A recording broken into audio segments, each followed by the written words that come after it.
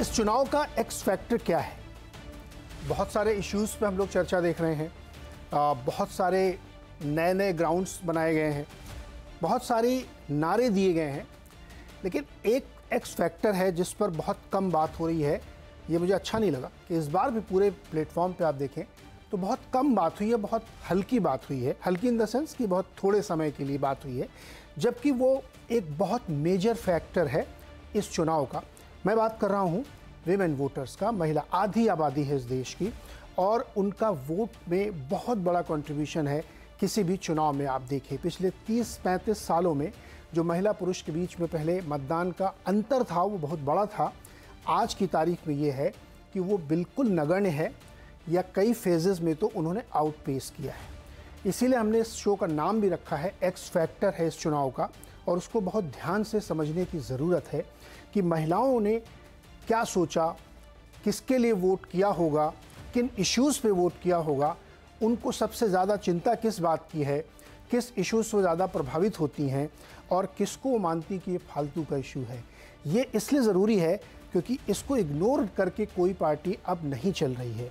आपने देखा होगा कि दोनों तरफ से दल, चाहे वो इंडिया अलायंस हो या एनडीए गठबंधन हो, सब ने जो बहुत सारी स्कीम अनाउंस की हैं उसके सेंटर में महिलाएं हैं। चाहे वो महालक्ष्मी योजना हो, चाहे महातारी वंदन योजना हो, चाहे लाडली लक्ष्मी योजना हो, हर योजना के केंद्र में महिलाएं हैं। और इस गवर्नमेंट ने जो करंट रिजीम है, इसने तो जितनी भी इनकी बड़ी पॉपुलर स्कीम्स हैं उसके सेंटर में ध्यान रखा गया कि महिलाओं को हमेशा प्रायोरिटी दी जाए। इवन जो पीएम आवास योजना में उसमें भी कोशिश की गई कि ज़्यादा से ज़्यादा रजिस्ट्री महिलाओं के नाम पर हो।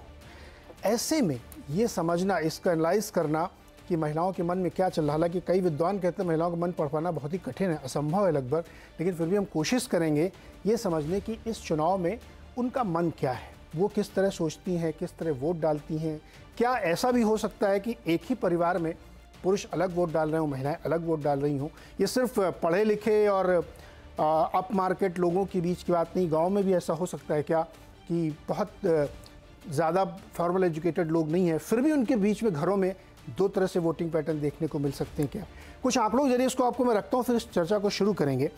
करंट जो चुनाव चल रहा है, 6 फेज़ के चुनाव हो चुके हैं, इसमें मतदान हो चुका है। उसमें से 2 फेजेज़ में महिलाओं ने पुरुष को पीछे छोड़ दिया है। 5th और 6th फेज़ में जो उनका वोटिंग है वो पुरुषों से ज़्यादा है, बाकी 4 फेज़ में बिल्कुल बराबर है। और इस साल जो एडिशन हुआ है मतदाताओं का 3.5 करोड़ के आसपास, उसको और डिटेल करें तो हर 100 एडिशनल पुरुष में 107 नई महिलाएं जुड़ी हैं वोटर के तौर पर। यह भी अपने आप में बहुत सुखद और बहुत अच्छी खबर मुझे लगती है। तो इन सब चीज़ों को आज हम समझने की कोशिश करेंगे कि जो पिछले 10, 15, 20, 30 सालों में एक परिवर्तन आया है मतदान में, चुनाव में महिलाओं की भागीदारी को लेकर के, उसका क्या असर होता है और मूल प्रश्न यह है कि महिलाएं किस तरह से वोट करती हैं। बातचीत करने के लिए हमारे साथ जो लोग आज हमने बुलाए हैं उसमें सारे लोग इस चीज़ पर बहुत गहराई से न सिर्फ अध्ययन किया है, अलग अलग प्लेटफॉर्म पे लिखा पढ़ा भी है। किसी ने वीडियो बनाया होगा, किसी ने ग्राउंड पे जाकर रिपोर्टिंग की होगी, किसी ने आर्टिकल्स लिखे होंगे और बहुत डिटेल में उसको एनालाइज किया होगा। परिचय कराता हूँ आपको। मेरे साथ डॉक्टर रंजना कुमारी जी हैं जो सेंटर फॉर सोशल रिसर्च की डायरेक्टर हैं। रंजना जी का बहुत बहुत स्वागत है। रूही तिवारी जी हमारे साथ हैं जो बहुत ही सीनियर जर्नलिस्ट हैं और इन्होंने ग्राउंड में घूम घूम के बहुत सारी रिपोर्टिंग की है, तो फर्स्ट हैंड इन्फॉर्मेशन हमें मिलेगी। साथ ही श्रुति चतुर्वेदी हैं जो को फाउंडर हैं इंडिया एक्शन प्रोजेक्ट की और बहुत एक्टिव रहती हैं सोशल मीडिया पे। आजकल चूँकि सोशल मीडिया का ज़माना है और बहुत सारे लोग उससे प्रभावित होते हैं, मूड बनाने में, सेंटिमेंट बनाने में उसका बहुत अहम रोल है। तो महिलाएं कैसे उसमें पार्टिसिपेट करती हैं, श्रुति समझेंगे। और अंत में बहुत ही हमारे मित्र और सीनियर जर्नलिस्ट अनिल पद्मनाभन जी हैं जिन्होंने बहुत लंबे लेख लिखे हैं इस पर, और अभी ताज़ा एक लेख उन्होंने लिखा है, रंजना जी ने लिखा है कि कैसे महिलाओं का ये पूरा खेल बदल रहा है चुनाव पे। इन सब पे हम बातचीत करेंगे। अब मेरे सामने दुविधा है कि मैं कहाँ से शुरू करूँ, किससे शुरू करूँ, तो लेडीज़ फर्स्ट तो रहेगा ही। मैं सोचता हूँ यंगेस्ट फर्स्ट से शुरू करूँ, मैं श्रुति के साथ। सबसे युवा चेहरा श्रुति हैं। श्रुति बताइए कैसे सोचती हैं महिलाएं चुनाव के समय, जब उनको मतदान करना होता है या चुनाव चल रहा होता है तो उनके दिमाग में क्या चल रहा होता है? नमस्ते। तो पिछले मैं 5 से 6 साल से एज अ हॉबी इलेक्शंस में पार्टिसिपेट करती हूँ, अलग अलग कैंडिडेट्स के साथ काम करती हूँ उनके कैंपेन्स में, और काफ़ी डीप एक इंसाइट मिलता है इन वोटिंग पैटर्न्स, क्योंकि हम आउटरीच से लेकर कैंपेन डिजाइन से लेकर किस तरह से महिलाओं को पोलिंग स्टेशन तक लेकर आना है और किसे पोलिंग स्टेशन में लाने के लिए कितनी मेहनत की जरूरत पड़ती है, उन सारी चीज़ों को बहुत ही टेंजिबली कैलकुलेट करते हैं महिलाओं के लिए। तो डेफिनेटली हमने पिछले 5 साल में एनी विच वे हमने वोटर टर्नआउट बढ़ते हुए देखा है। इनफैक्ट पिछले लोकसभा चुनाव में और इन लोकसभा चुनाव में महिलाओं ने पुरुषों से ज्यादा वोटिंग की है, मतलब in terms of percentage. And with by 2029 के इलेक्शन तक महिलाएं सरपास कर जाएंगी पुरुषों को at least by 10%। So next election will definitely be मतलब उसे डिजाइन किया जाएगा महिलाओं को अपीज करने के लिए। जो कुछ चीजें महिलाओं में मेरे एक्सपीरियंस से जो उन्हें ज्यादा अफेक्ट करती है, वो सबसे पहले है आपका वेलफेयर स्कीम्स, जो कि महिलाओं के लिए बहुत बहुत इंपॉर्टेंट रोल प्ले करती है। कास्ट, रिलीजन, ये सारे जो मुद्दे हैं वो महिलाओं पर उतना ज्यादा उन्हें अफेक्ट नहीं करते हैं वोटिंग करने के लिए, जितना उन्हें जो हमारे सोशल वेलफेयर स्कीम्स हैं, जैसे पीएम आवास योजना हो गया, जन धन योजना हो गया, इन सब के जो बेनिफिट्स हैं वो जितना ज्यादा उन्हें अफेक्ट करते हैं। सेकंड इज आपका जो सोशल फ्रेमिंग है, किस तरह से कौन सी पार्टी का सोशल फ्रेमिंग किया है, उससे भी महिलाओं में मतलब काफी हमने चेंज देखा है उनके पार्टिसिपेशन में। जैसे कि भारतीय जनता पार्टी ने पार्टिसिपेशन को एक सेवा का रूप दे दिया है, जो कि महिलाओं के लिए बहुत इजी हो जाता है अपने घर में लोगों को समझाने के लिए कि मैं देश की सेवा के लिए जा रही हूँ। तो इस तरह से आप किस तरह से उनसे कनेक्ट कर रहे हैं। एंड तीसरा है सोशल रिफॉर्म्स पे, कि आप अल्कोहल प्रोहिबिशन पे और डोमेस्टिक वायलेंस पे, विमेन सेफ्टी पर कितना काम कर रहे हैं। सो ये 3 चीजें हैं जो मेरे ऑब्जर्वेशन में महिलाएं सोचती हैं जब वोट देने जाती हैं। और बहुत हमने ये भी देखा है कि एक ही घर के जो महिलाएं और पुरुष होते हैं वो अलग अलग तरह से भी वोट करते हैं, बट काफी ज्यादा महिलाओं में हम लॉयल्टी देखते हैं, काफी ज्यादा एक फ्रेंचाइज वाला जो एक इमोशन हम बोलते हैं वो महिलाओं में होता है। और अगर आपको पता है कि महिलाओं एक जो जुट है वो इन्हें वोट करेगा, तो वो उन्हें ही वोट करते हैं। और महिलाओं में एक बहुत अच्छी सोच है, जो एक डिफरेंस होता है स्टेट और नेशनल सेंटर गवर्नमेंट की स्कीम्स का। तो उन्हें पता है कि जब लोकसभा में वो वोट करने जा रही है तो उन्हें क्या योजनाओं के बेनिफिट मिलेंगे, जब वो स्टेट में वोट करने जा रही है। क्या वो ये डिफरेंशिएट कर पाती है, ये सेंट्रल स्कीम है, ये स्टेट स्कीम है? बिल्कुल कर पाती है, बिल्कुल कर पाती है, और बहुत अच्छे से कर पाती है, क्योंकि उन्हें जब डिलीवरी दिया जाता है तो उन्हें हर स्कीम का डिलीवरी कहाँ से आ रहा है वो बहुत अच्छे से कम्युनिकेट किया जाता है। और वो घर चलाती है, राइट, तो पूरे घर का रिस्पॉन्सिबिलिटी उनके ऊपर होता है। तो बहुत सरप्राइजिंग है कि रूरल इंडिया में भी महिलाएं बहुत स्मार्टली डिफरेंशिएट कर पाती हैं। वेरी इंटरेस्टिंग, इसको आगे और डिटेल में करेंगे। एक एक राय पहले सबसे ले लेते हैं। रूही जी, आपने बहुत घूमा फिरा है और फर्स्ट हैंड रिपोर्ट आपके पास होगी। मुझे आप बताइए, किससे कहानी के अंदाज में बता सकते हैं आप? बिल्कुल फॉर्मल होने की ज़रूरत नहीं कि एकदम टीवी शो में बैठे तो फॉर्मल बात करेंगे एकदम। कैसे सोचती हैं वो लोग? आपने बात की होगी तो कई बार झिझक होगी कि खुल के नहीं बता रही हैं, या भाइयों, पिताओं, चाचाओं, दादाओं का दबाव होता है इसलिए वो खुल के नहीं बता रही, लेकिन बाद में फिर उन्होंने अपने दिल की बात रखी कि वो क्या सोचती हैं। आपने क्या महसूस किया? महिला वोटर्स कैसे सोचती हैं? जी नीरज, सबसे पहले मैं आपको ये कहना चाहूँगी कि फर्स्ट जो पहला सवाल आता है वो ये है कि वोटर टर्नआउट जो हम कहते हैं, महिला का जो वोटर टर्नआउट है क्यों बढ़ रहा है? वो इसीलिए बढ़ रहा है क्योंकि महिलाएं आज की तारीख में भागीदारी अपनी महसूस करती है राजनीति में, पॉलिटिक्स में, चुनाव में। सिर्फ इसलिए नहीं बढ़ रहा है कि चुनाव आयोग ने कुछ कदम उठाए हैं या जो महिला के जो सेल्फ हेल्प ग्रुप्स होते हैं उन्होंने कुछ कदम उठाए हैं। तो महिलाएं अपना पार्टिसिपेशन क्यों ज़्यादा फील कर रही है पॉलिटिक्स में, वो क्यों ज़्यादा इन्वेस्टेड फील कर रही हैं? इसलिए फील कर रही हैं क्योंकि जो राजनीतिक दल है, जो राजनीतिक नेता हैं, वो सीधे रूप से डायरेक्टली महिलाओं से बात कर रहे हैं अपनी योजनाओं के तहत, अपने भाषणों के तहत, और जितनी भी किस्म के प्रोमिसेस चुनाव के पहले जितने भी वादे करते हैं उनके तहत। ये चीज़ आपको ग्राउंड पे भी देखने को मिलेगी। आपको देखने को मिलेगा ग्राउंड पे कि महिलाएं जानती हैं कि उनके लिए क्या वादे किए गए हैं, उनको क्या ड्यू है, उनको क्या मिलना चाहिए, और वो अच्छी तरह से जानती है कि वो क्यों किसी को वोट करना चाहती है। ये बात बिल्कुल सही है कि अभी भी कुछ प्रतिशत महिलाएं ऐसी हैं जो घर के लोगों की बातें सुन के वोट डालती हैं, और वो जो चेंज है हमारी सोसाइटी में उसको होने में टाइम लगेगा। लेकिन ज़्यादा से ज़्यादा महिलाएं अब आज की तारीख में अपनी मर्जी से वोट डाल रही हैं, और वो इसीलिए डाल रही हैं क्योंकि उनको जो मिल रहा है वो उसके लिए शुक्रगुजार है और वो उसके लिए जाके वोट करना चाह रही है। अब आपने पूछा कि महिलाएं क्या सोचती है, देखिए कोई एक होमोजेनियस यूनिट तो है नहीं महिलाएं, वो एक इसका कोई एक सीधा जवाब नहीं है। लेकिन हाँ, महिलाओं के लिए जन कल्याण की योजनाएं बहुत ज़रूरी है।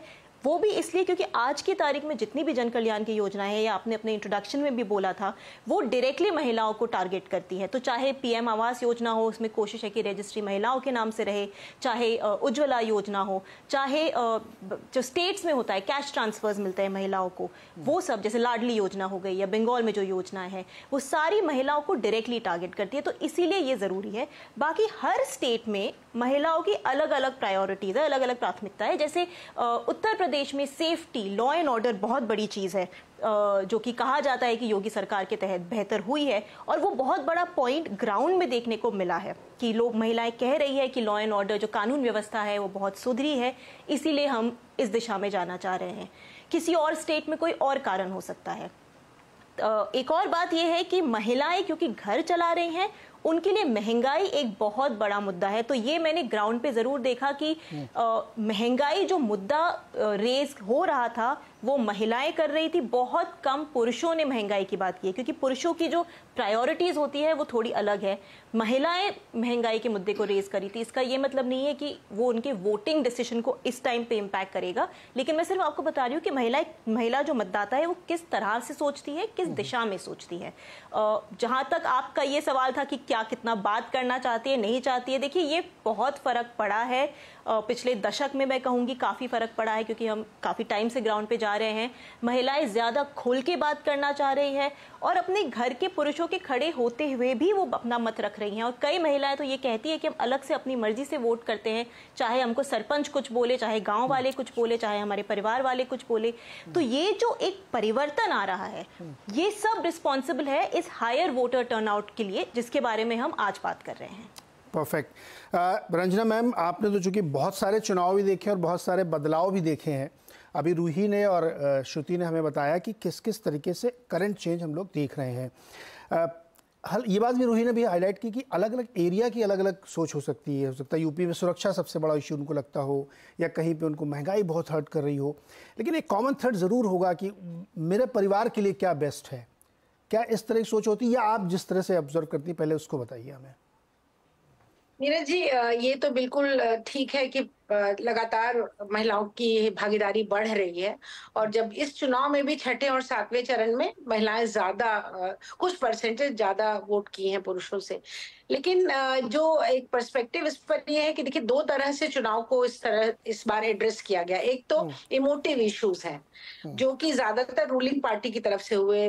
धर्म का सवाल हुआ, राम मंदिर का सवाल हुआ, ये जो पूरा मंगलसूत्र का सवाल, बहुत सारे इमोशनल महिलाओं से जुड़े हुए मुद्दे उठाए गए। लाभार्थी और वाला प्रश्न तो वो तो है ही है कि लाभार्थी हैं महिलाएं, और लाभार्थी होने के नाते उन्होंने वोट देने के लिए बाहर भी निकली, और उन्होंने अपनी खास चॉइस भी दिखाई है। लेकिन जो दो तरह के चुनाव के जो मुद्दे उठे, एक तरफ इमोटिव उठे, जो कि ज्यादा इमोशनल होती हैं औरतें, तो उनको उन मुद्दों ने अपील किया, और दूसरी तरफ ज्यादा लाइवलीहुड से रिलेटेड, इकोनॉमी से रिलेटेड, आपको जॉब से रिलेटेड, वो एक जो कहते हैं रैशनल बातें कही गई, और महिलाओं को भी उसमें शामिल किया गया। जो दूसरे ग्रुपिंग के साथ, एनडीए और के साथ जो यूपीए के जो दल साथ आए, इंडिया अलायंस कह लीजिए, इंडिया अलायंस का जो मुद्दा था वो ज्यादातर इस तरह का था, जो आर्थिकी के साथ जुड़ा हुआ मुद्दा था।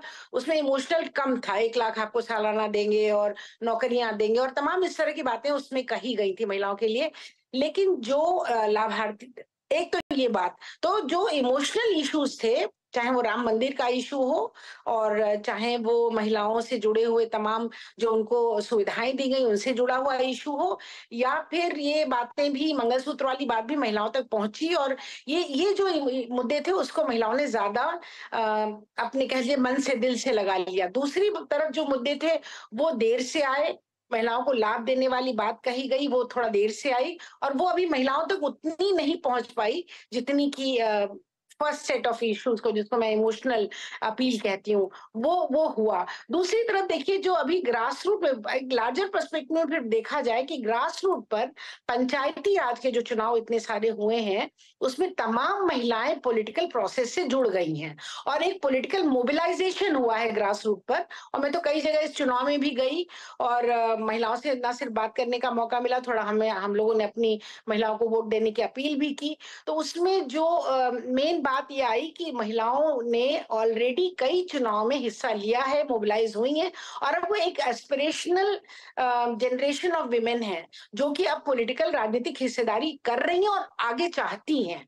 तो फिर उन्होंने एक तरह से अपना फैसला खुद लेना शुरू कर दिया है। तो जो लोग बार बार ये बातें सोच रहे हैं कि नहीं नहीं, ये तो जात के नाम पर इनको मोबिलाइज कर लेंगे, इनको हम पति पिता पुत्र के नाम पर मोबिलाइज कर लेंगे, अब उतनी बात तो नहीं, अभी भी है, मतलब कोई बहुत बड़ा अंतर नहीं है, लेकिन बराबर है और बराबर से थोड़ा ज्यादा है, यही अपने आप में एक बहुत बड़ा स्टेटमेंट है। तो दूसरी बात है कि पॉलिटिकल मोबिलाइजेशन और डेमोक्रेटाइजेशन ऑफ पॉलिटिक्स जो हुआ पंचायती राज में उनको जगह दे करके, उससे भी बहुत सारी महिलाएं राजनीतिक प्रक्रिया में आ गई हैं और वो अब चुन रही हैं, चुनना चाहती हैं और आगे बढ़ना चाहती है, ना सिर्फ वोट देने के लिए बल्कि प्रतिनिधित्व के लिए। और तीसरी बात जो बहुत ही महत्वपूर्ण है, आप देखेंगे कि जो महिलाओं के साथ मैं अक्सर चूल्हा चौका पॉलिसी इसको बोलती हूँ, लेकिन महिलाओं के साथ वो हुआ, उनको चूल्हा भी मिला, उनको शौचालय की भी व्यवस्था की गई उनके लिए, जो तो ये जो सब चीजें हुई महिलाओं के साथ हुई। बेटी बचाओ बेटी पढ़ाओ का काफी असर रहा।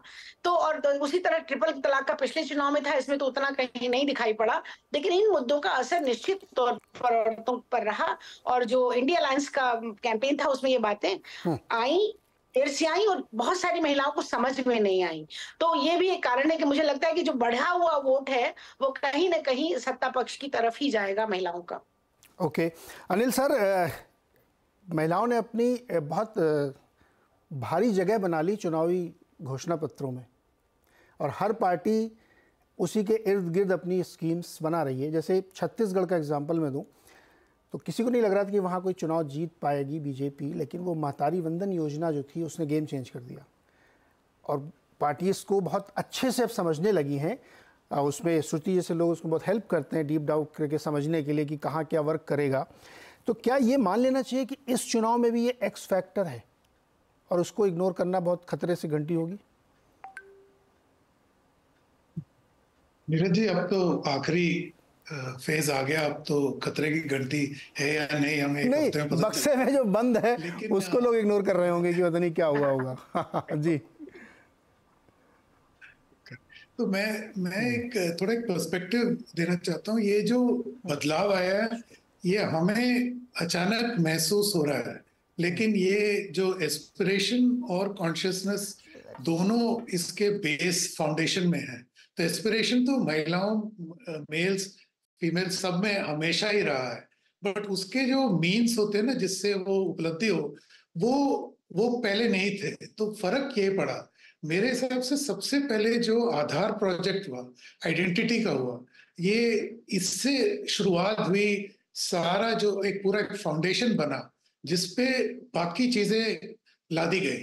तो अगर आधार देख लीजिए, एक आइडेंटिटी जो मेल महिलाओं और पुरुषों का आइडेंटिटी का बड़ी समस्या थी, उसका हल हुआ और एक सेक्युलर तरह से हुआ, दोनों का एक ही हिसाब से हुआ। फिर उसके बाद जो बिजली, पानी, चूल्हा, ये कुकिंग गैस, ये जो सुविधाएं दी गई, इसमें इतनी उपलब्धि बढ़ी। तो ये जो एस्पिरेशन है इसका एक रियलाइजेशन हुआ और इसमें राजनीतिक तौर पे ये हर पार्टी ने ये पहचान लिया था पहले से ही। लेकिन इसमें जो हमारे मोदी जी हैं, इनका एक सबसे पहला जो इंडिपेंडेंस डे पे जो एड्रेस रहा, तो आपको दो चीजें मैं आपको याद दिलाना चाहता हूँ। इन्होंने दो चीजें कही। उस टाइम वो हादसा हुआ था दिल्ली में वो महिला के साथ, तो उन्होंने कहा, उसी संदर्भ में उन्होंने कहा कि हम घर में जब भी महिलाएं, हमारी लेडी मेंबर लेट आती हैं तो हम परेशान हो जाते हैं, उनको फोन करके पूछते हैं कहाँ हो क्या हो। लेकिन जो पुरुष है वो चाहे 6 बजे आए या रात के 11 बजे आए, कोई उनसे सवाल उठाता नहीं है, ये पूछते हैं कि आप कहाँ हो, क्या कर रहे थे।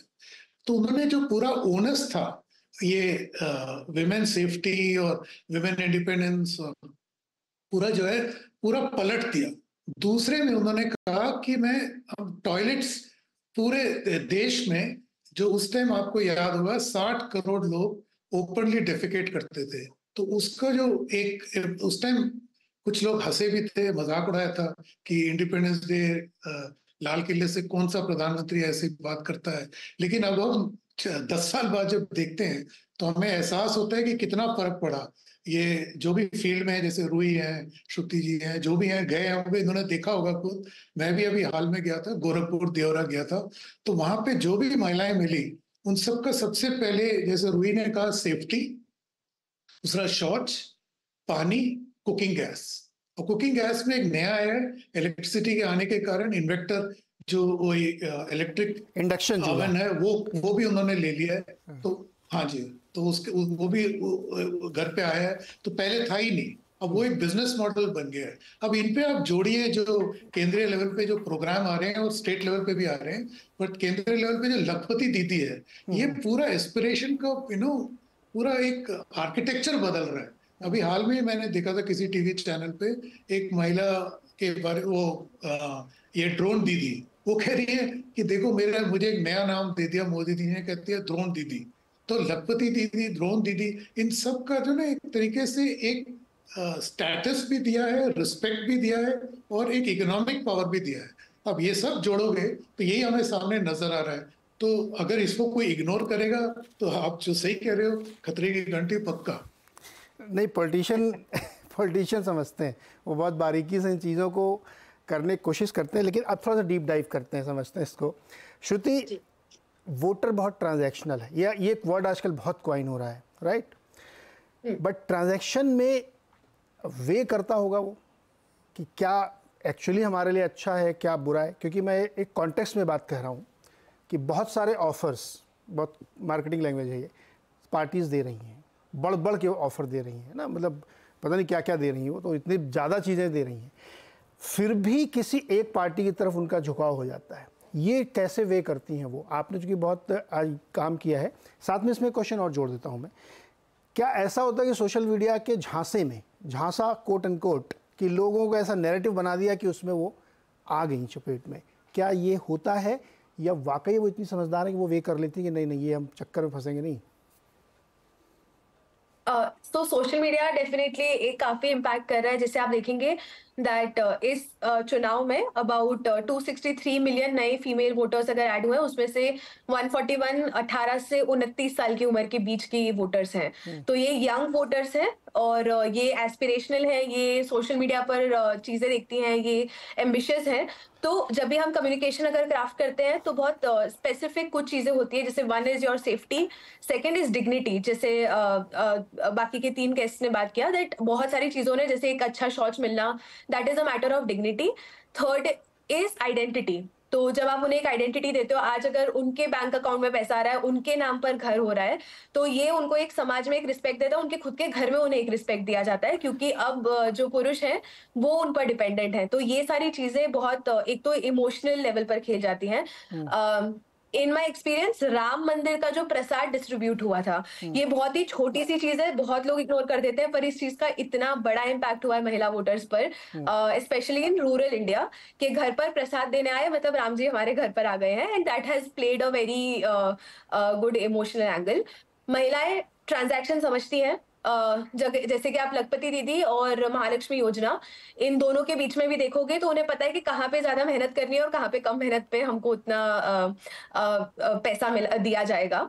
सो they have become very transactional. We don't know कि कितना हेल्दी है या नहीं है कि इतना ज्यादा सोशल वेलफेयर स्कीम्स पर डिपेंड होना। जैसे लखपति दीदी एक लेवल पर स्किलिंग की बात कर रही है, जहाँ की महालक्ष्मी योजना इक्विटी की बात कर रही है, इन द वर्क स्पेस में आपका इक्विटी की बात हो रही है।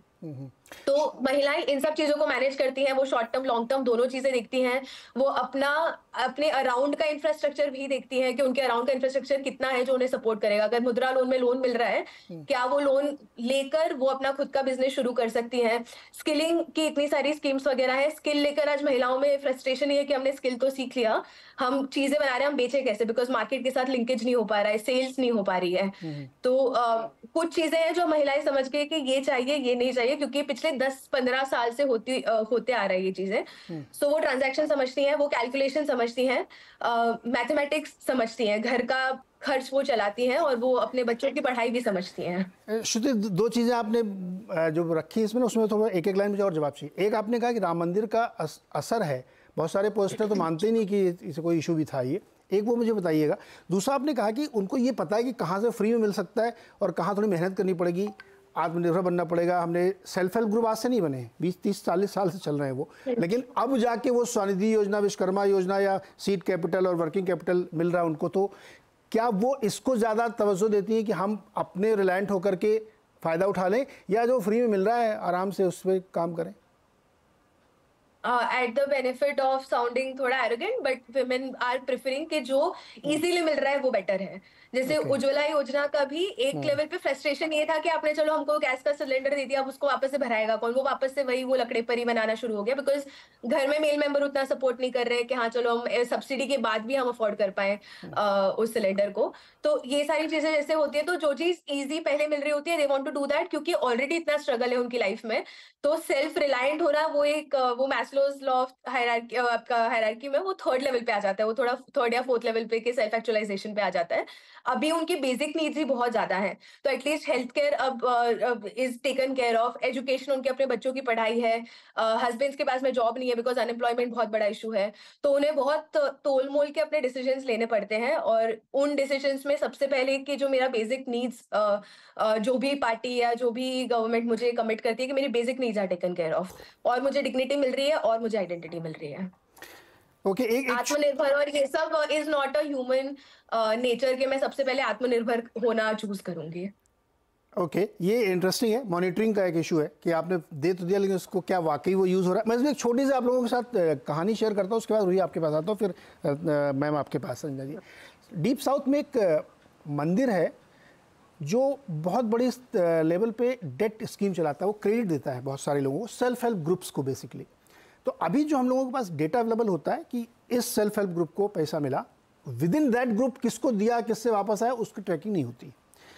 लेकिन वो मंदिर ट्रस्ट उसको भी ट्रैक करता है कि उस सेल्फ हेल्प ग्रुप ने किसको दिया और उसका क्या हुआ। तो उसकी स्टडी में निकल के आया कि जिस दिन महिलाओं ने उस ग्रुप के अंदर लिया था, वो एटलीस्ट 8 क्रेडिट साइकिल कंप्लीट कर चुकी हैं। उनका मतलब सिबिल रिपोर्ट निकाली है तो 800 से ऊपर जाएगी। हमारे पास वो ट्रैकिंग नहीं है, वो किसी इंडिविजुअल ने, किसी एक धर्म क्षेत्र के ट्रस्ट ने किया है। अगर ये वाकई मॉनिटरिंग की जाए ना, तो शायद गेम चेंजर हो सकता है। लेकिन ये हो रहा है और मुझे बहुत अच्छा लगा, इसलिए मैंने आपसे शेयर किया कि ये बहुत ही बड़ी, और उनकी क्रेडिट की जो पूरी बुक है वो 1 लाख करोड़ से ज़्यादा की है। It's a huge. खैर एनीवे, ये फिर विषयांतर हो रहा है। रूही जी, एक थोड़ा मुझे बताइए कि 18 से 30 के ब्रैकेट की जो महिलाएं हैं, जिसमें नई वोटर भी शामिल होंगी और जो भी 2-3 बार से कर रही होंगी, उनकी सोच में और 30 से ऊपर वाले की सोच में क्या फ़र्क देखती हैं आप?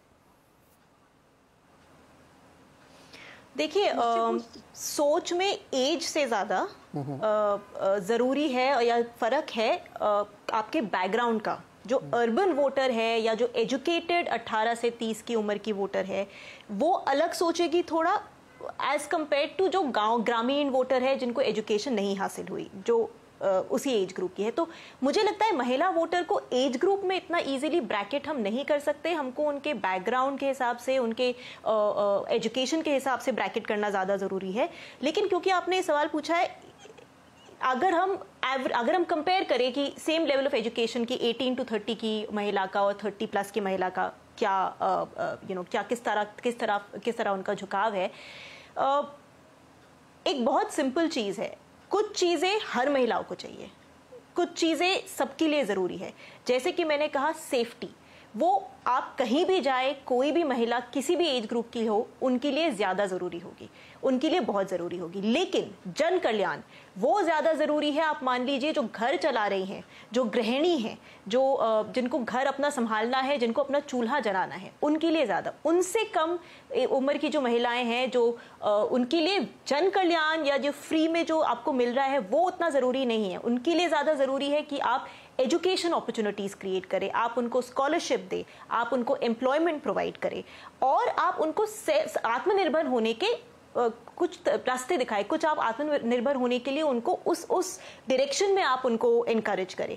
तो ये फर्क जरूर है कि जो महिलाएं थोड़ी घर चला रही हैं, जो गृहिणी है, जिनको अपने फाइनेंसेस मैनेज करने हैं, जिनको अपना घर मैनेज करना है, उनका जो इस समय जो उनकी नीड है वो थोड़ी अलग है। उनको घर के लिए चीज़ें चाहिए, जैसे घर चाहिए या राशन चाहिए या आपको कैश ट्रांसफर चाहिए। लेकिन मान लीजिए जो थोड़ी यंग है, जिनमें एस्पिरेशन ज़्यादा है, और देखिए अब थोड़ा फर्क हो रहा है। अब हम सबके पास एक्सपोजर ज़्यादा है, ग्रामीण जिलों में भी, ग्रामीण क्षेत्रों में भी सबके पास आज की तारीख में हर परिवार में एक ना एक स्मार्टफोन ज़रूर है। और ये स्मार्टफोन यूज़ कर रहे हैं जो आज की तारीख में है ज़्यादा यंग महिलाएं, तो उनका एक्सपोजर ज़्यादा है, तो उनके जो एस्पिरेशन है वो ज़्यादा है। उनकी एस्पिरेशन यही है, जैसे मैंने बताया, कि आपको एजुकेशन की अपॉर्चुनिटीज़ मिले, आपको एम्प्लॉयमेंट की अपॉर्चुनिटीज़ मिले। अब आपको मैं एक ग्राउंड से एक बहुत इंटरेस्टिंग एक एग्जाम्पल देती हूँ अपनी बात को समझाने के लिए। मैं जब झाबुआ गई मध्य प्रदेश में, वहाँ पे एक थोड़ा सा एक रिमोट विलेज था। वहाँ एक माँ और बेटी थी। माँ भी ऑफ कोर्स ग्रामीण योजना में वो काफ़ी यंग थी, वो अपने 40 की होंगी। बेटी थी इस समय 20 साल की, पहली बार वोट देने जा रही थी, और वोट वो देने जा रही थी क्योंकि उनका नाम आ गया था वोटर लिस्ट में।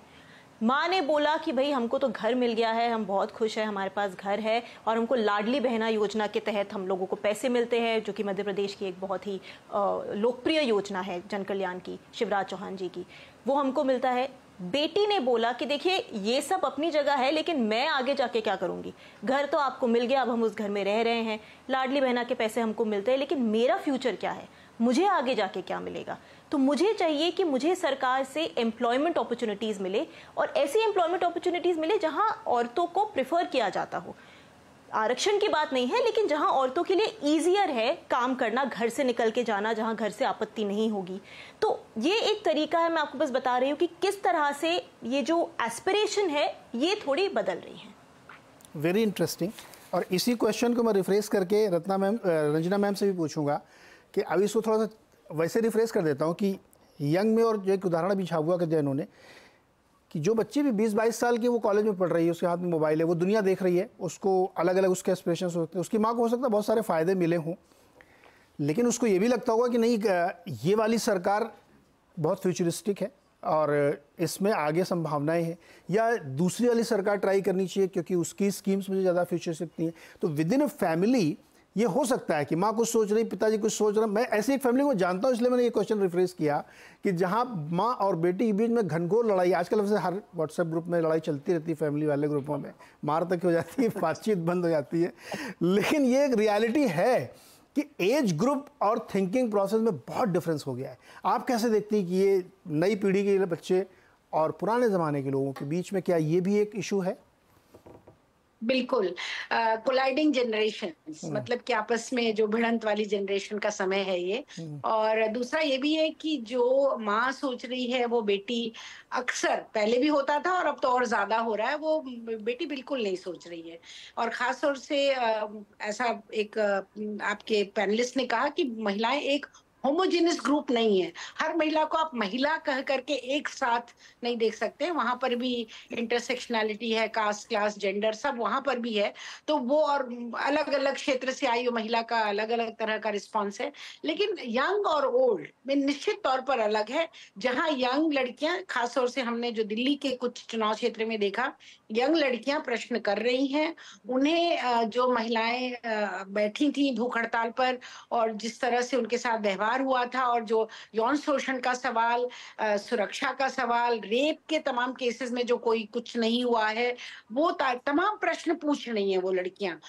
और पढ़ी लिखी लड़कियां इस समय वो कहते सुरक्षा शिक्षा और रोजगार, ये इस तरह के जो रैशनल मुद्दे हैं उनको वो लोग उठा करके उस हिसाब से उन्होंने वोट दिया है।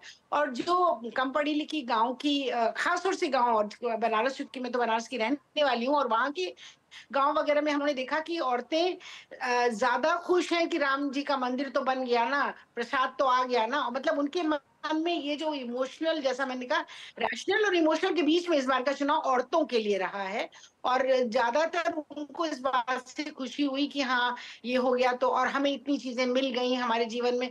राशन का खास तौर से देखिए, राशन से उनको ये फायदा हुआ कि वो अपने बच्चों को खिला पाई हैं। नहीं तो क्या होता था, मारपीट के अगर पैसा आया तो उसको छीन के जाके शराब पी के आ गए, उनके पति सिनेमा देख के आ गए, शहर घूम के आ गए, तो वो उनके हाथ में कंट्रोल ओवर रिसोर्सेज नहीं था।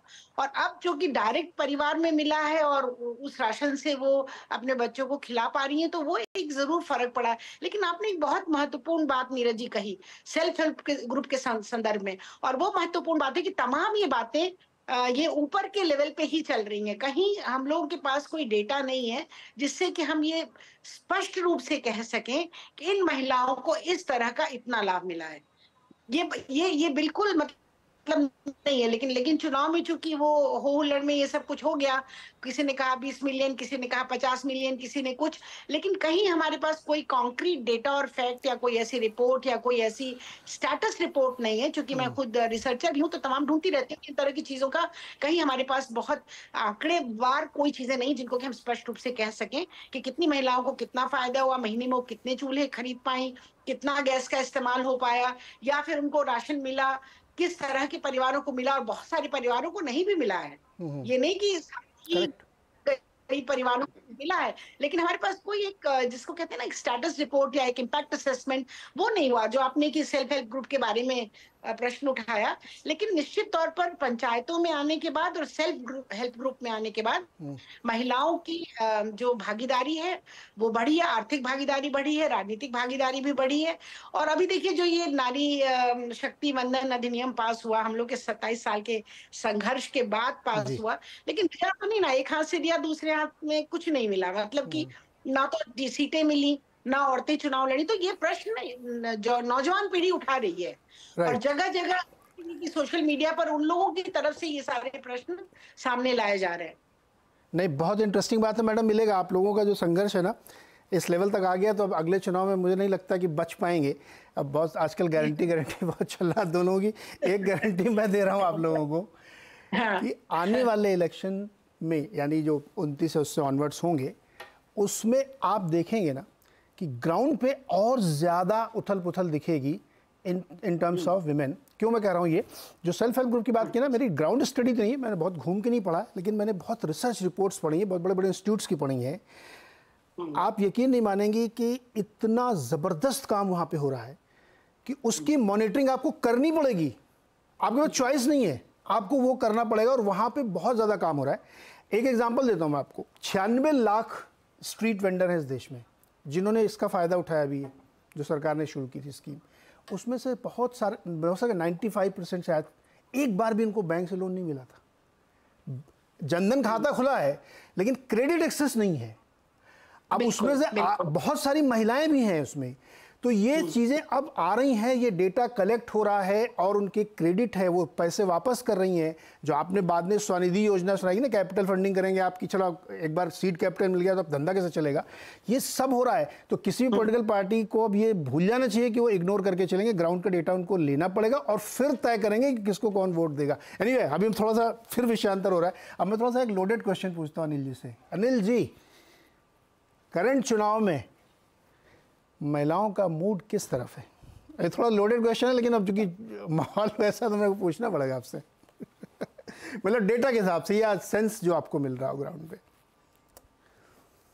तो नीरज जी, मेरे गेस्ट के पहले मैं आपको एक थोड़ा आपके जो उदाहरण दिया ना वो बड़ा इम्पोर्टेंट है। जो आपने कहा ट्रांजैक्शन बेस्ड थिंकिंग है। आप में कर्नाटक जो चुनाव हुआ उसमें ये इसका साफ उदाहरण रहा। तो उसमें महिलाओं का जो वोट था वो बदला, कांग्रेस की तरफ एक भारी बहुमत से बदला। क्यों बदला? एक कारण जो था गैस प्राइसेस था।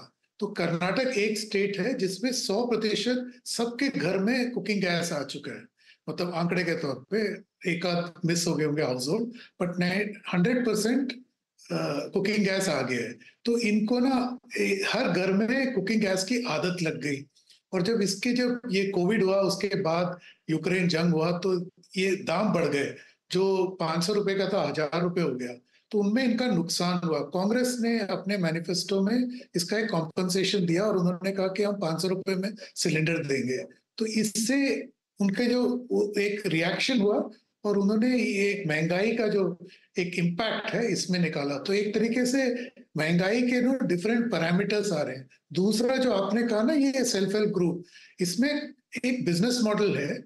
ये मुथूट फाइनेंस करके साउथ में एक ग्रुप है, ये माइक्रो फाइनेंस में काम करता है। ये अकेले नहीं है, काफी करोड़ों माइक्रो फाइनेंस ग्रुप्स हैं। इनके सब मिलाओ तो आंकड़े, ये 8 से 12 करोड़ महिलाओं को इन्होंने कर्जा दिया है फॉर छोटे छोटे कर्जे।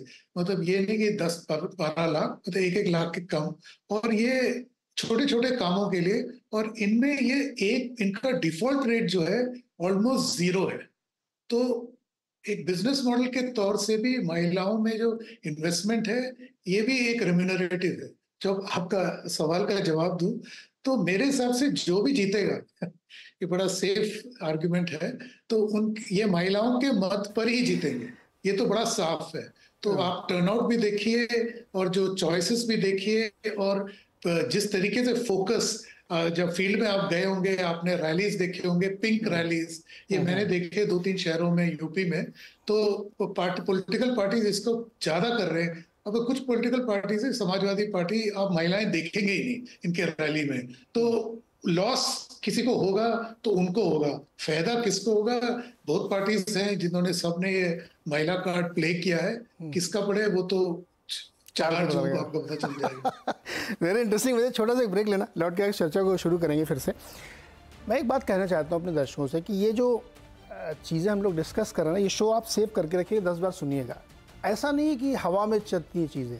पॉलिटिकल पार्टी भी बहुत स्मार्ट हैं, उनके पॉलिटिकल कंसल्टेंट्स हैं, उनको जाके ग्राउंड में बताते हैं कि भाई महिलाओं की क्या समस्याएं हैं।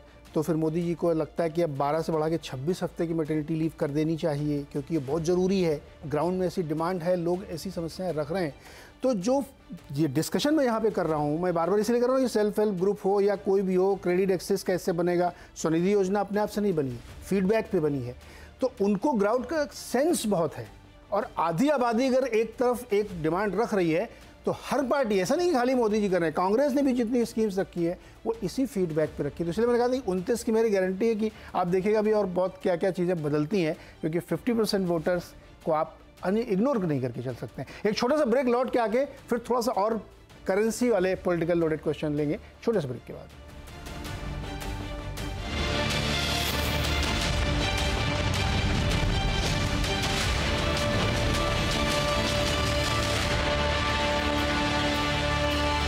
अपने बिग बॉस जब एमडी थे तो हमारा भी ख्याल रखते थे, और हमारे प्रिंस साहब तो अपने परिवार का इंश्योरेंस कराने में ही बिजी हैं।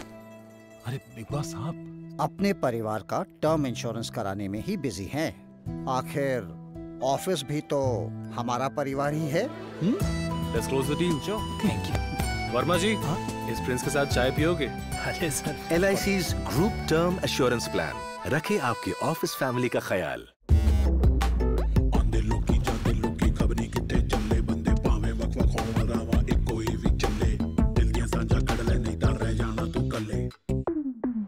मसालेदार, मजेदार, हर कोई पी रहा लाहौरी जीरा।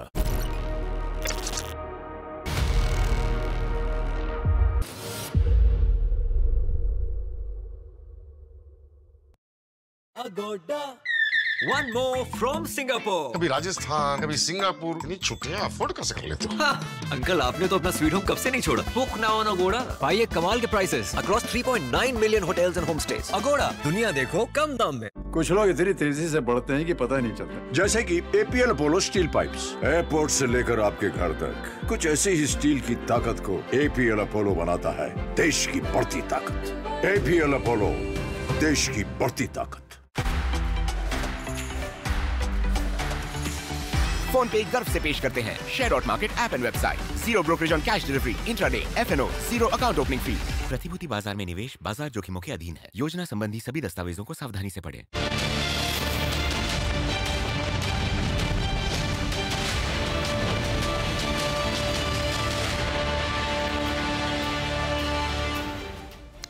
स्वागत है एक बार फिर से आपको। और आज हम डिस्कस कर रहे हैं एक बहुत ही महत्वपूर्ण एक्स फैक्टर जो इस चुनाव का है, महिलाओं के बारे में, कि उनकी सोच क्या है, वो कैसे वोट करती हैं, क्या इश्यूज़ उनके लिए ज़्यादा इंपॉर्टेंट होते हैं एज ग्रुप के वाइज, एरिया वाइज, या किस तरह की उनकी लाइकिंग डिसलाइकिंग है, उसको समझने की कोशिश कर रहे हैं।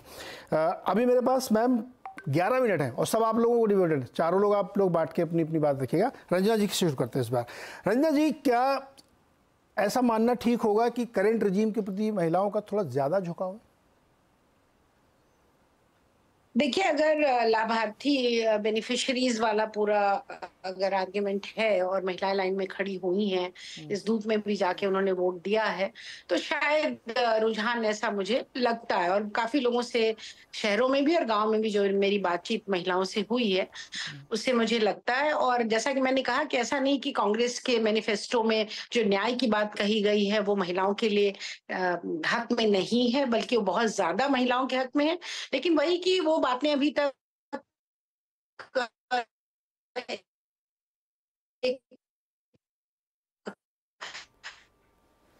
ओके, शायद ऑडियो थोड़ा दिक्कत है। रूही, ये यही क्वेश्चन आपसे है, मैं दोबारा जाऊंगी मैम के पास। रूही जी, आपसे क्वेश्चन है क्या ऐसा? मैं एक एग्जांपल बताता हूँ। मतलब लोग मुझे कुछ भी कहें, लेकिन 2002-03 में मैं दिल्ली में था। उस समय मोदी जी चीफ मिनिस्टर थे गुजरात के। तब वहाँ पे बहुत सारे मेरे सीनियर, मैं यूएनआई में नौकरी करता था, कहते थे यार मोदी जी का एक बड़ा वोट बैंक विमेन का है, वो उनके लिए बहुत सारी स्कीम्स रखते हैं, ये रखते हैं, वो रखते हैं। तो वो बात मुझे अचानक से याद है, तो मैंने कहा एक क्वेश्चन पूछ लें। रंजना जी का शायद कनेक्शन जुड़ गया। रंजना जी, अपनी बात आप कंप्लीट कर लीजिए, फिर मैं रूही जी के पास जाऊँगा। नहीं रंजना जी, मैं आपसे कह रहा हूँ अपनी बात कंप्लीट कर लें आप, फिर मैं रूही जी के पास जाता हूँ।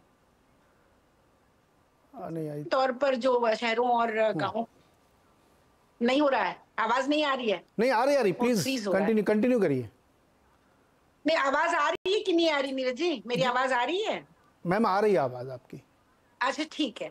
तो नहीं, तो मैं ये कह रही थी कि जो देखने में आया है शहरों और गांव में, उसमें निश्चित तौर पर महिलाओं का जो रुझान है, और अगर जैसा कि कहा कि जीत अगर होती है तो महिलाओं की वोट की वजह से ही होगी, ये मैं पक्का कह रही हूँ, क्योंकि मैंने देखा कि ये फर्क आया है। और दूसरा ये कि जैसे बहुत सारी पार्टियां, जैसे लालू यादव जी की पार्टी है या जो समाजवादी पार्टी, तमाम और जो क्षेत्रीय दल हैं, उन लोगों ने महिलाओं के प्रति कोई बहुत ज्यादा समर्थन, कांग्रेस को छोड़ दीजिए अगर, और शायद नवीन पटनायक जी की पार्टी को भी छोड़ दीजिए, तो महिलाओं के प्रति कोई बहुत ज्यादा उनका ना तो कार्यक्रम रहा है, ना ही उन लोगों ने महिलाओं के प्रति कुछ खास ऐसा किया, ना महिलाओं को अपनी राजनीति में शामिल किया है।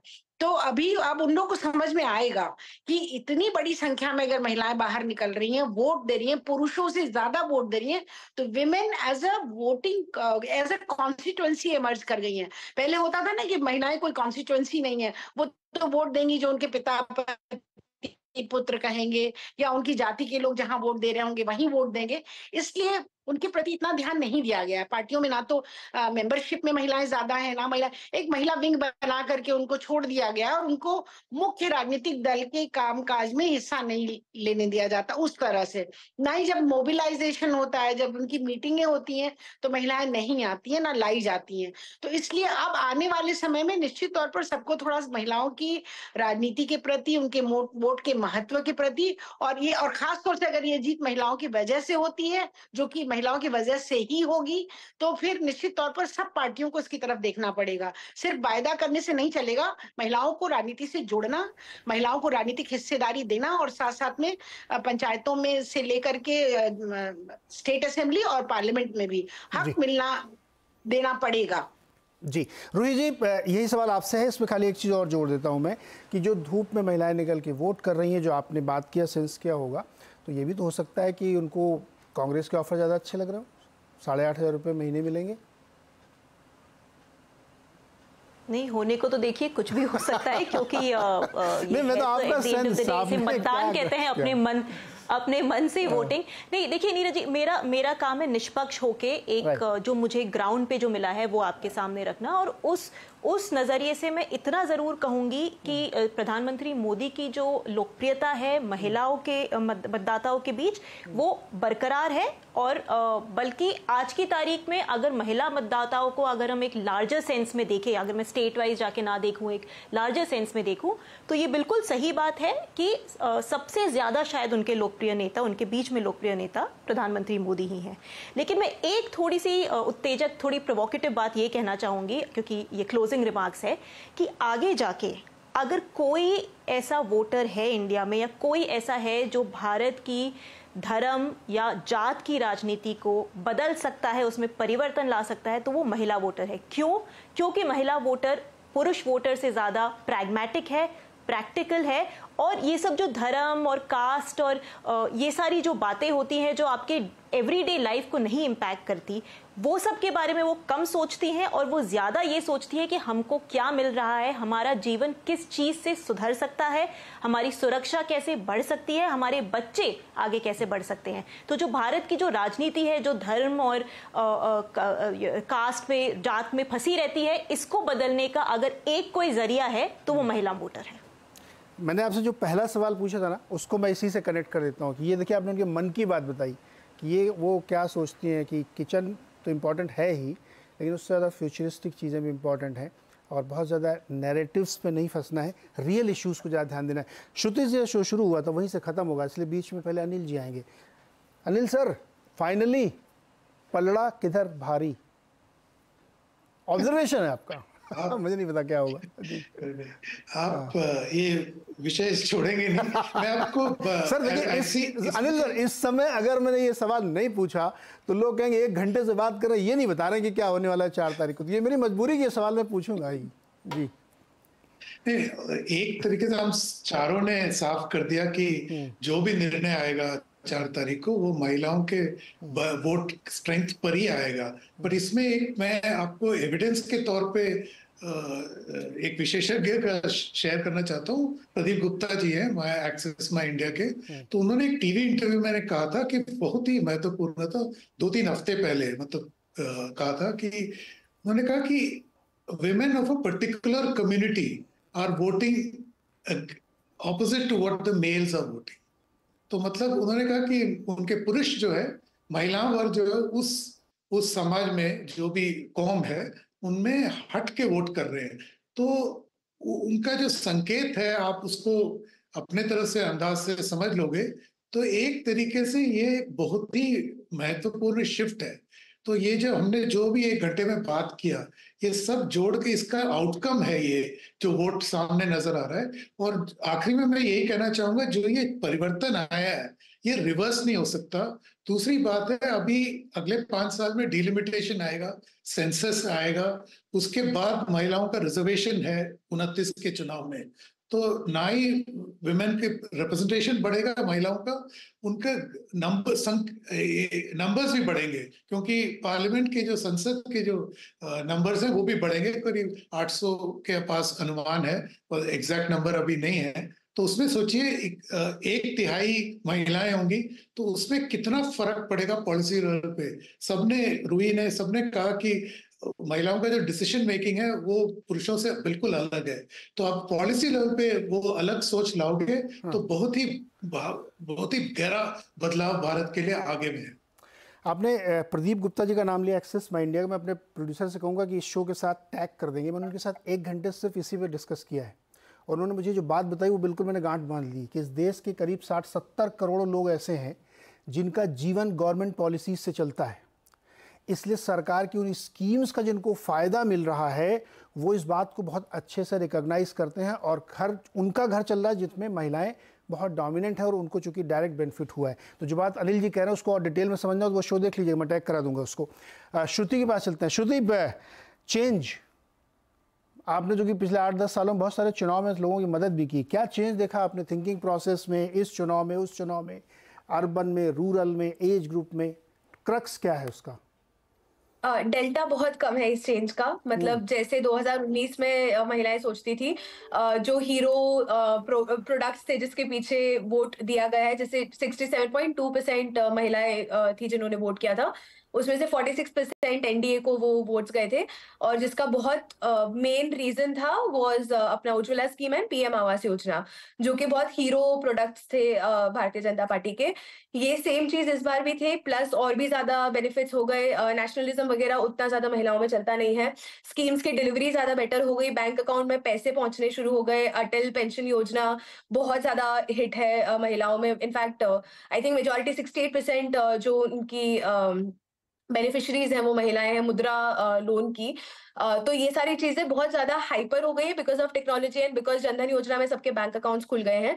सो आई थिंक ज्यादा, और जैसे कि रूही ने बताया था, नरेंद्र मोदी जी का ब्रांड इज वेरी सॉलिड, पर एक चीज जो हम इस बार is something that can be left only to for the results on 4 June is कि क्या जो ये कुछ चीजें हुई है, जैसे प्रज्वल रेवन्ना वाला केस हुआ है, क्या इससे कोई इम्पैक्ट होगा? क्या गुजरात में जैसे क्षत्रिय आंदोलन हुआ जिसमें महिलाओं का डिसरिस्पेक्ट किया गया था, और उसमें सबसे आगे लड़ने के लिए महिलाएं ही क्षत्रिय समाज की आगे आई हैं, क्या उसका कोई इम्पैक्ट होगा? तो ऐसी कुछ चीजें हैं जो मतलब हम प्रेडिक्ट नहीं कर सकते यहाँ बैठ के, but definitely brand Modi is really big for women. Fans है ये प्रधानमंत्री मोदी जी की, और ये प्रोडक्ट्स का जो डबल डाउन करके उनको बेनिफिट्स दिए गए हैं, वो चीज बहुत ज्यादा रजिस्टर हो गई है। और जिस तरह से हर आपका राशन का जो थैला आता है उसके ऊपर प्रधानमंत्री जी का फोटो आ जाता है, हर चीज में फोटो है, हर चीज को उसे इन्फोर्स किया गया है कि इनकी वजह से आपको मिल रहा है। Very interesting. श्रुति ने एक शब्द यूज किया डेल्टा, मैं अल्फा यूज करूंगा। मोदी जी ने अल्फा क्रिएट किया है और पेट्रोल पंप पे केवल उनकी फ़ोटो नहीं लगी रहती, जो जिस चीज़ की फ़ोटो लगी उसकी डिलीवरी भी हुई है, ये अल्फ़ा क्रिएट करता है। अल्फ़ा मतलब नॉर्मल से थोड़ा ज़्यादा रिटर्न जिसमें मिलता है उसको अल्फ़ा बोलते हैं। तो मोदी जी ने अल्फ़ा क्रिएट किया है। अब इसको आप माने न माने, अच्छा लगे बुरा लगे, लेकिन प्रैक्टिकलिटी यही है। बहुत बहुत शुक्रिया आप सारे दोस्तों का, मेहमानों का, जिन्होंने बहुत अच्छे समय समझाया कि वीमेन वोटर क्या सोच रही हैं और उनको और भविष्य में क्या चाहिए। कई लोगों ने फ्यूचरिस्टिक बातें कही कि आने वाली पॉलिटिक्स में आगे क्या क्या चेंज होगा, और ये मैं अभी अगेन मैं कह रहा हूँ कि आने वाले समय में बहुत बड़े बदलाव आप इस सेगमेंट में देखेंगे, जो रियलिटी में चेंज होंगे, ग्राउंड पे चेंज होंगे, क्योंकि अभी बहुत बड़ा अनटैप्ड मार्केट पड़ा है महिलाओं का, जहाँ पे उनकी ज़रूरतों को एड्रेस अभी भी नहीं किया जा रहा है। वो शायद आने वाले 5, 8, 10 सालों में आपको देखने को मिलेगा। बहुत बहुत शुक्रिया हमारे साथ जुड़ने के लिए, और हम लोग इंतजार रहेगा 4 जून का कि उस दिन क्या परिणाम आते हैं। बहुत बहुत शुक्रिया।